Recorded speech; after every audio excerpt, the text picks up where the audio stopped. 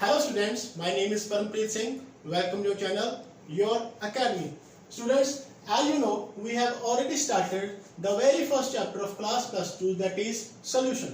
Students, इस chapter बारे ਆਪਾਂ पिछले दो lecture ਵਿੱਚ कुछ part ਆਪਾਂ discuss कर चुके हैं कि solution ਦੇ ਵਿੱਚ ਆਪਾਂ ਜਿਹੜੀਆਂ general terms ਆਪਾਂ पढ़ते हैं कि true solution ਕੀ ਹੁੰਦਾ है, ठीक है। उस तो बाद ਆਪਾਂ पढ़ਿਆ ਸੀਗਾ कि एक्व सॉल्यूशन ਕੀ ਹੁੰਦਾ है, नॉन एक्व सॉल्यूशन ਕੀ ਹੁੰਦਾ है, सोल्यूट पार्ट ਕੀ ਹੁੰਦਾ है, सॉल्वेंट पार्ट ਕੀ ਹੁੰਦਾ है, ठीक है। उस तो बाद ਆਪਾਂ पढ़ਿਆ ਸੀਗਾ सैचुरेटेड एंड अनसैचुरेटेड सॉल्यूशंस ਕੀ ਹੁੰਦੇ ਆ। ਇਹ ਪਾर्ट ਆਪਾਂ ਆਲਰੇਡੀ ਡਿਸਕਸ ਕਰ ਚੁੱਕੇ ਸੀਗੇ ਆਪਣੀ ਪਹਿਲੀ ਵੀਡੀਓ ਦੇ ਵਿੱਚ, ਔਰ ਉਸ ਤੋਂ ਬਾਅਦ ਆਪਾਂ ਦੂਜੀ ਵੀਡੀਓ ਦੇ ਵਿੱਚ ਸ਼ੁਰੂ ਕੀਤਾ ਸੀਗਾ ਪਾर्ट ਜਿਹੜਾ ਆਪਣਾ ਪੇਪਰ ਪੁਆਇੰਟ ਆਫ View ਦੇ ਨਾਲ ਜੋ ਨੂਮੈਰੀਕਲ ਬਣਦਾ ਹੈ ਉਸ ਪਾर्ट ਨੂੰ ਆਪਾਂ ਕੀ ਕੀਤਾ ਸੀਗਾ, ਸਟਾਰਟ ਕੀਤਾ ਸੀਗਾ। सो स्टूडेंट्स, आज भी आप उसे दा ही सैकेंड जो पार्ट है वही आप कंटिन्यू करांगे। जो आप सैकेंड फॉर्मूला आज डिस्कस करने जा रहे हैं उस फॉर्मूले का नाम की है मोलैरिटी, MOLARITY।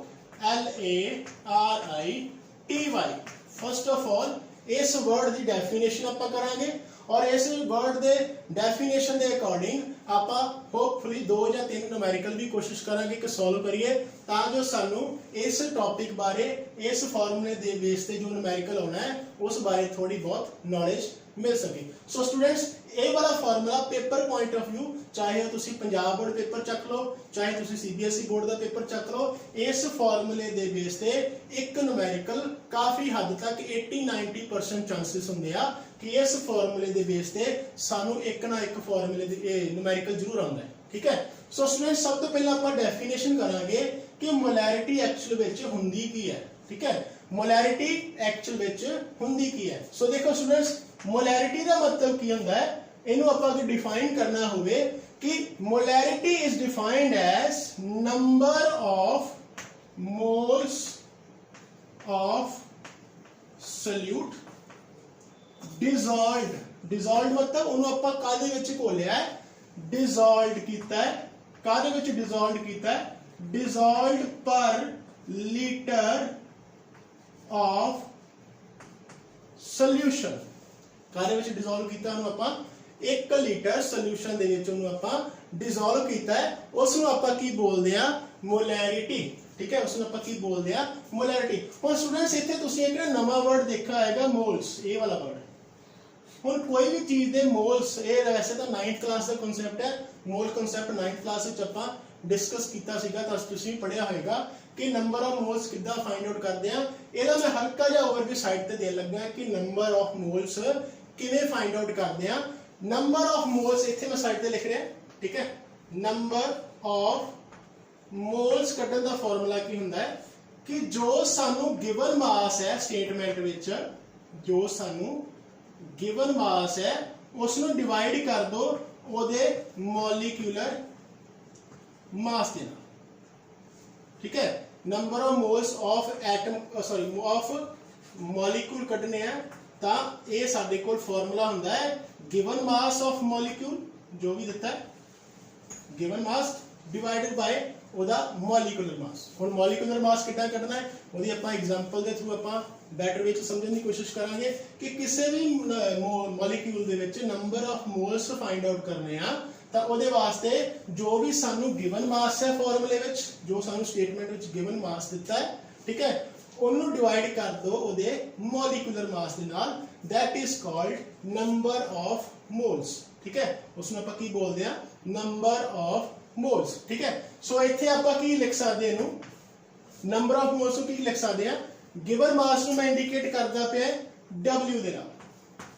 फॉर एग्जांपल मैं गिवन मास ਨੂੰ W ਦੇ ਨਾਲ ਡੋਨੇਟ ਕਰਤਾ ਤੇ मॉलिक्यूलर मास ਨੂੰ मैं ਕੀ ਕੀਤਾ, M ਦੇ ਨਾਲ ਡੋਨੇਟ ਕਰਤਾ, ठीक है। ये साइड पोर्शन से लिख लो, सारा साइड से मेन इक्वेशन दे विच ना लिखो, ये थोड़ा साइड ते वाला काम है, ठीक है। जो गिवन मास सीगा उन्होंने मैं की कीता W दे नाल लिख लिया ते जो मॉलिक्यूलर मास सीगा उन्होंने मैं कैपिटल M दे नाल ना लिखिए, इन्हों आपां स्मॉल m दे नाल लिखिए क्योंकि कैपिटल M मोलैरिटी दा मैं दस दे बाद चो, ठीक है। सो गिवन मास की साडे कोल, सो इन्हों आपां मॉडिफाई फिर कर सकते हैं, गिवन मास ओवर की आ गया मेरे को मॉलिक्यूलर मास और वॉल्यूम क्या है, ये भी लीटर च है, मल्टीप्लाई बाय वॉल्यूम, ठीक है। Given mass over molecular mass आप ऑलरेडी गल की सी डिजॉल्व्ड पर लीटर ऑफ सोल्यूशन, यानी कि वॉल्यूम की है ਉਹਨੂੰ ਆਪਾਂ V ਦੇ ਨਾਲ ਲਿਖ ਲਿਆ। ठीक है, वॉल्यूम ऑफ सोल्यूशन ਇੱਥੇ लिख लो, बेटर होएगा। Volume of solution in litre, volume of solution in litre. ਹੁਣ थोड़ी बेटर डेफिनेशन भी हो जाएगी और समझना भी थोड़ा सौखा हो जाएगा कि ये V का की मतलब है, ये V मैं क्यों पाया सीगा, ये मैं शो किया है मेरे सोल्यूशन का वॉल्यूम कादे विच लीटर्स दे विच। ठीक है, सो स्टूडेंट्स आपां इहदे नाल रिलेटेड एक दो न्यूमेरिकल करते हैं ਤਾਂ ਜੋ ਤੁਹਾਨੂੰ ਹੋਰ ਵੀ ਬੈਟਰ ਵੇ ਦੇ ਵਿੱਚ ਸਮਝ ਲੱਗ ਸਕੇ ਕਿ ਮੈਂ ਕੀ ਕਹਿਣਾ ਚਾਹ ਰਿਹਾ ਸੀਗਾ। ਇਸ ਫਾਰਮੂਲੇ ਨੂੰ ਆਪਾਂ ਇੱਥੇ ਸਾਈਡ ਤੇ ਲਿਖ ਲਿਆ, given mass over molecular mass, ठीक है, multiply by volume in liquid, sorry volume in litres. ठीक है, सो वॉल्यूम ਆਪਾਂ ਕਾਹਦੇ ਚ ਲੈਣਾ ਹੈ, ਲੀਟਰ ਦੇ ਵਿੱਚ ਲੈਣਾ। ਸੋ ਸਟੂਡੈਂਟਸ ਇਹਦੇ ਬੇਸ ਤੇ ਆਪਾਂ ਪਹਿਲਾਂ ਨਿਊਮੈਰੀਕਲ ਕਰਨ ਜਾ ਰਹੇ ਹਾਂ। ਉਹਦੀ ਸਟੇਟਮੈਂਟ ਕੀ ਕਹਿੰਦੀ ਹੈ, ਕੈਲਕੂਲੇਟ, ਕੀ ਕੈਲਕੂਲੇਟ ਕਰਨਾ ਹੈ, calculate molarity, calculate molarity of solution, ठीक है, इन विच हैविंग 4.9 ग्राम, यानी कि अपने को गिवन वेट आ गया 4.9 ग्राम। अपन स्टेटमेंट के नाल ही आप रिपीट करते जावांगे, 4.9 gram of sulphuric acid. Sulphuric acid का फॉर्मूला लिख लांगे आप ताकि सानू मॉलिक्यूलर मास कढ़ना सौखा हो जाए। ठीक है, 4.9 gram of sulphuric acid dissolved इन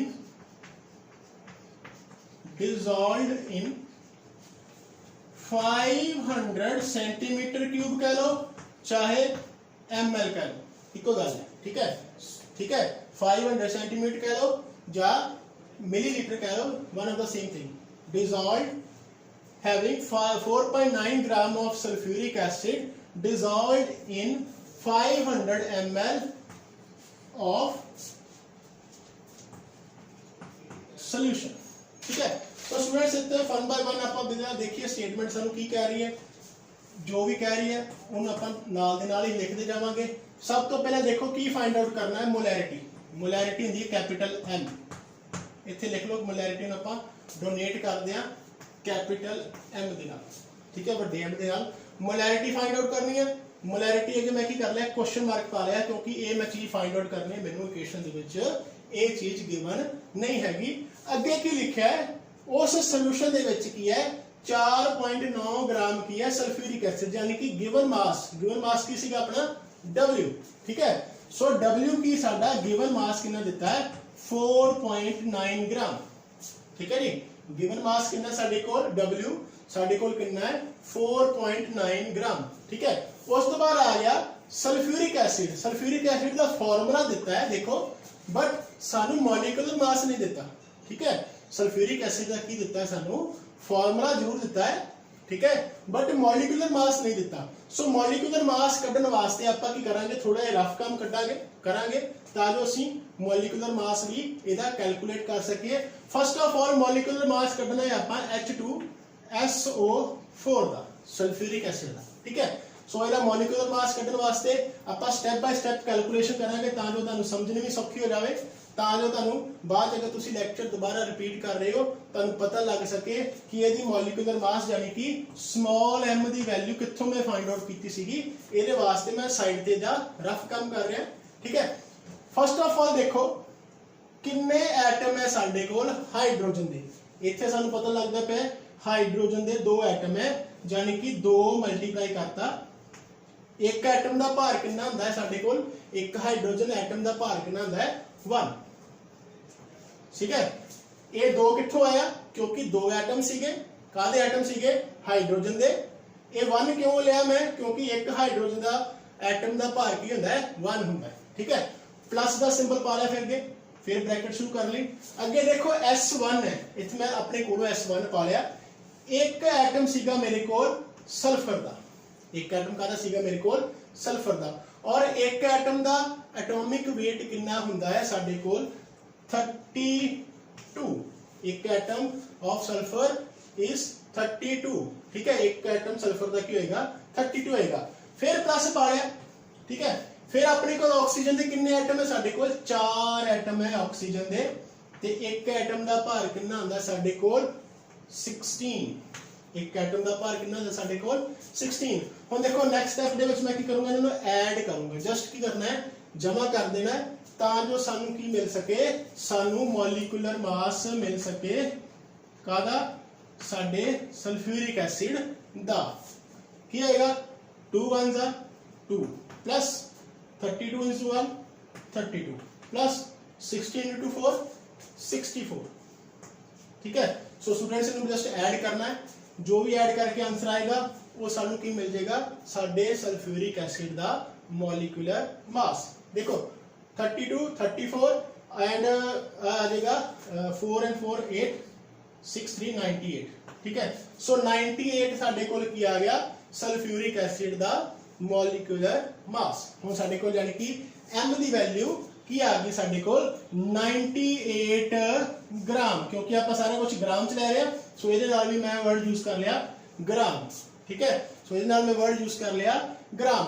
हुण साडे की मिल गया, सानू w दी वैल्यू पता लग गई, ओके, सानू m दी वैल्यू पता लग गई, ओके। हुण स्टूडेंट्स अगे देखो वॉल्यूम दी गल इत्थे कीती है लीटर दे विच, ठीक है, volume of solution in litres, ठीक है। बट सानू गिवन की है वॉल्यूम, वॉल्यूम सानू गिवन है 500 ml, जबकि आपां तां गल कीती सीगी फार्मूले विच लीटर्स दे अकॉर्डिंग, ठीक है। सो जदों भी आपां मिलीलीटर नूं लीटर च कन्वर्ट करदे हां तां सानू पता है सानू की करना पेगा, 1000 दे नाल डिवाइड करना पेगा, ठीक है। सो 500 नूं मैं अगर 1000 दे नाल डिवाइड करूंगा तां मेरे को आंसर की आ जाएगा 0.5 लीटर्स, 0.5 लीटर्स। आई होप आप तुसी पार्ट लिख लिया आएगा, इन मैं इरेज करन जा रहे हैं ताकि फर्दर कैलकुलेशन जेडी आप कर सकिए। हुण देखो जस्ट आप की करना है फाइंड मोलैरिटी फाइंड करनी है, m is equal to given mass की सीगा साडे कोल 4.9, इन मैं साइड पे लिख लिया ऊपर, यानी कि w की वैल्यू फिल करती मैं 4.9, मॉलिक्यूलर मास की सीगा साडे कोल 98, ठीक है, ते वॉल्यूम की सीगी साडे कोल 0.5 लीटर्स। इथे लीटर दी गल होई है, ए ना कंफ्यूज होयो कि 500 दी वैल्यू सीधी 500 चुक के भर दो, ये चीज कंफ्यूजन काफी हुंदी है कि आपां अगर सॉल्यूशन दा वॉल्यूम मिलीलीटर च दिता है, आपां एज इट इज मिलीलीटर च नहीं लेना, आपां कादे विच लेना, हमेशा litres the form which, clear है। सो इथे मैं की भरता 0.5, ठीक है। अब पॉइंट दे नाल ए वाला पॉइंट कैंसिल हो जाएगा, ठीक है। अगर नहीं करना तो आप डिटेल कर लेंगे, ठीक है। इहदा क्या आ जाएगा नीचे 10, इहदा क्या आ जाएगा ऊपर 10, 10 नाल 10 कैंसिल हो गया, इत्थे की रह गया 5, इत्थे की रह गया 49, ठीक है। सो 49 1s are 49, 2s are 98। सो अपने को क्या आ गया 1/10, 1/10 एक ही आ गई मेरे को मोलैरिटी दी वैल्यू, और इनू आप की लिख सकते हैं 0.10 मोल्स पर लीटर। एक आधे यूनिट होंगे मेरे को मोलैरिटी दे यूनिट्स होंगे आ मोल्स पर लीटर, ठीक है। सो देखो स्टूडेंट्स ये जो चीज़ा ध्यान रखने जो गल्लां है वो बारे मैं दसन जा रहा दोबारा तुहानू। First of all molarity the definition की आपां, ठीक है, मोलैरिटी दी डेफिनेशन की। ये मोलैरिटी दी डेफिनेशन की कहती है कि number of moles of salute, इत्थे सिर्फ सल्यूट की गल कर रहे हैं, ऊपर पूरे सोल्यूशन की गल नहीं कर रहा। Number of moles of solute कढने आ, वो किद्दां कढने सीगे, ओहदा मैं तुहानू फार्मूला लिखाया सीगा। मोल्स कढना है तो गिवन मास ऊपर ले लो जो स्टेटमेंट दिता है, ओवर मॉलिक्यूलर मास और एटॉमिक मास, जो भी तुहानू एटम की फॉर्म दिता है तो एटॉमिक मास आ जाएगा, अगर मॉलिक्यूल की फॉर्म दिता है तो मॉलिक्यूलर मास आ जाएगा, ठीक है। नंबर ऑफ मोल्स कढने का फार्मूला सिंपलेस्ट फार्मूला यही है, ठीक है। सो डेफिनेशन की बोल दिया number of moles of salute, ठीक है, उन ऊपर ले लो, डिसॉल्व कीते कादे विच 1 लीटर सोल्यूशन दे विच ओदा वॉल्यूम ले लिया, ठीक है। सो देखो स्टूडेंट्स मोलैरिटी नू आपां कादे नाल इंडिकेट करदे आ, मोलैरिटी नू आपां कैपिटल M दे नाल इंडिकेट करदे आ, कैपिटल M दे नाल इसनू लिखदे आ, और इहदे यूनिट्स की हुंदे आ, ये भी काफी इंपॉर्टेंट है क्योंकि अक्सर स्टूडेंट्स की मैं गलती देखी है कि न्यूमेरिकल तो बिल्कुल वधिया सॉल्व कर लेंगे बट लास्ट ते ये यूनिट यूज करने जिहड़े वो भुल जाते हैं जिथों उन्होंने अद्धा नंबर कट होता है घटिया जाता है फिर आप सोचते हैं न्यूमेरिकल तो यार सारा किया सीगा नंबर कितों कटे गए नंबर इन्होंने पॉइंट्स से कटे जाते हैं जो आप यूनिट्स नहीं यूज करते जां आप प्रॉपर पूरा एक्सप्लेन नहीं करते अपनी कैलकुलेशन ठीक है ये यूनिट्स की होंगे ने ये यूनिट्स होंगे ने मोल पर लीटर ये दो चीज़ां तुसीं खास तौर पर ध्यान रखनी है बाकी तुहानूं स्टेटमेंट समझ के तुहानूं आपे ही क्लीयर हो जाएगा कि केड़ा पार्ट की है गिवन मास की है गिवन मास भी तुहानूं ग्राम दे विच क्लीयर होएगा वॉल्यूम भी तुहानूं लीटर दे विच जां ml दे विच गिवन होएगा ठीक है मॉलिक्यूलर मास कढना है तो उहदी जिहड़ी है सल्यूट दा जां तां फार्मूला दिता होएगा जां तुहानूं की दिता होएगा सल्यूट दा नाम दिता होएगा फॉर एग्जांपल मैं हुणे जो न्यूमेरिकल सॉल्व कराया ਉਹਦੇ ਵਿੱਚ ਜਸਟ ਸਾਨੂੰ ਇਕੁਏਸ਼ਨ ਦੇ ਵਿੱਚ ਸਲਫਿਊਰਿਕ ਐਸਿਡ ਲਿਖਿਆ ਸੀਗਾ ਠੀਕ ਹੈ ਸੋ ਸਲਫਿਊਰਿਕ ਐਸਿਡ ਦਾ ਅਗਰ ਆਪਾਂ ਮੋਲੀਕੂਲਰ ਮਾਸ ਪਤਾ ਕਰਨਾ ਹੈ ਤਾਂ ਉਸ ਤੋਂ ਪਹਿਲਾਂ ਸਾਨੂੰ ਸਲਫਿਊਰਿਕ ਐਸਿਡ ਦਾ ਫਾਰਮੂਲਾ ਹੋਣਾ ਚਾਹੀਦਾ ਹੈ ਠੀਕ ਹੈ ਔਰ ਅਗਰ ਸਾਨੂੰ ਫਾਰਮੂਲਾ ਆ ਗਿਆ ਤਾਂ ਸਾਨੂੰ ਮੋਲੀਕੂਲਰ ਮਾਸ ਵੀ ਕਲੀਅਰ ਹੋ ਜਾਏਗਾ और मॉलिक्यूलर मास क्लियर हो गया देन जो पार्ट रह जाएगा सिर्फ ते सिर्फ साडी कैलकुलेशन दा है आई होप ਤੁਹਾਨੂੰ मेरा ये वाला टॉपिक जो है मोलैरिटी वाला टॉपिक है ये स्टूडेंट्स काफी इंपॉर्टेंट टॉपिक है पेपर पॉइंट ऑफ व्यू ਦੇ ਨਾਲ ਇਚੋਂ ਕਾਫੀ ਕੁਐਸਚਨਸ ਬਣਦੇ ਨੇ ਇੱਕ ਨੂਮੈਰੀਕਲ ਦਾ ਕਾਫੀ ਹੱਦ ਤੱਕ ਇਹ ਝੌਂਦੇ ਹੁੰਦਾ ਠੀਕ ਹੈ 90% ਮੰਨ ਕੇ ਚੱਲੋ ਕਿ ਇਸ ਮੋਲੈਰਿਟੀ ਦੇ ਬੇਸ ਤੇ ਤੁਹਾਨੂੰ ਇੱਕ ਨੂਮੈਰੀਕਲ ਕਾਫੀ ਹੱਦ ਤੱਕ ਪੰਜਾਬ ਬੋਰਡ ਦੇ ਵਿੱਚ ਤਾਂ ਸ਼ੋਰ ਹੈ ਆਉਂਦਾ ਹੀ ਹੈ ਠੀਕ ਹੈ ਸੋ ਇਹ ਟੌਪਿਕ ਤੁਸੀਂ ਇੱਕ ਵਾਰੀ ਦੁਬਾਰਾ ਰਿਵਾਈਜ਼ ਕਰੋ ਠੀਕ ਹੈ इन केस ਤੁਹਾਡੀ ਕੋਈ ਕੁਐਰੀ ਹੈ ਕੋਈ ਫੀਡਬੈਕ ਹੈ ਕੋਈ ਸੁਝਾਅ ਹੈ ਤੁਹਾਡਾ ਕੀਮਤੀ ਤੁਸੀਂ ਦੇਣਾ ਚਾਹੁੰਦੇ ਹੋ ਤਾਂ ਪਲੀਜ਼ ਇਸ ਵੀਡੀਓ ਦੇ ਨੀਚੇ ਇੱਕ ਕਮੈਂਟ ਬਾਕਸ ਹੋਏਗਾ ਕਮੈਂਟ ਸੈਕਸ਼ਨ ਹੋਏਗਾ ਉੱਥੇ ਆਪਣਾ ਕਮੈਂਟ ਲੀਵ ਕਰਨਾ ਨਾ ਭੁੱਲਿਓ ਆਈ ਹੋਪ ਤੁਹਾਨੂੰ ਮੇਰੀ ਐਫਰਟ ਚੰਗੀ ਲੱਗਦੀ ਹੋਏਗੀ ਅਗਰ ਤੁਹਾਨੂੰ ਮੇਰਾ ਐਫਰਟ ਚੰਗਾ ਲੱਗਾ ਹੈ ਤਾਂ ਵੀਡੀਓ ਨੂੰ ਲਾਈਕ ਕਰਨਾ ਨਾ ਭੁੱਲਿਓ ਔਰ ਲਾਈਕ ਕਰਨ ਦੇ ਨਾਲ ਨਾਲ ਇਸ ਚੈਨਲ ਨੂੰ ਸਬਸਕ੍ਰਾਈਬ ਕਰਨਾ ਨਾ ਭੁੱਲਿਓ ਸਟੂਡੈਂਟਸ ਇਸ ਚੈਨਲ ਉੱਪਰ ਤੁਹਾਨੂੰ ਬਿਲਕੁਲ ਫ੍ਰੀ ਆਫ ਕਾਸਟ सारा स्टडी मटीरियल प्रोवाइड किया जाएगा step bye step I hope तुहानूं साडी पूरी मैनेजमेंट दा साडी पूरे इस टीम दा ये जिहड़ा एफर्ट है पसंद आएगा और अगर तुहानूं ये मेरा साडा ये जिहड़ा एफर्ट है पसंद आ रहा है तो प्लीज़ इस चैनल को सबसक्राइब करना ना भुल्लो सबसक्राइब करने दे नाल नाल इस चैनल दे एक बैल आइकन होएगा उसनूं प्रेस करना ना भुल्लिओ तां जो तुहानूं समय ते इस चैनल उपर अपलोड हो रही वीडियोज़ की जानकारी मिल सके थैंक यू।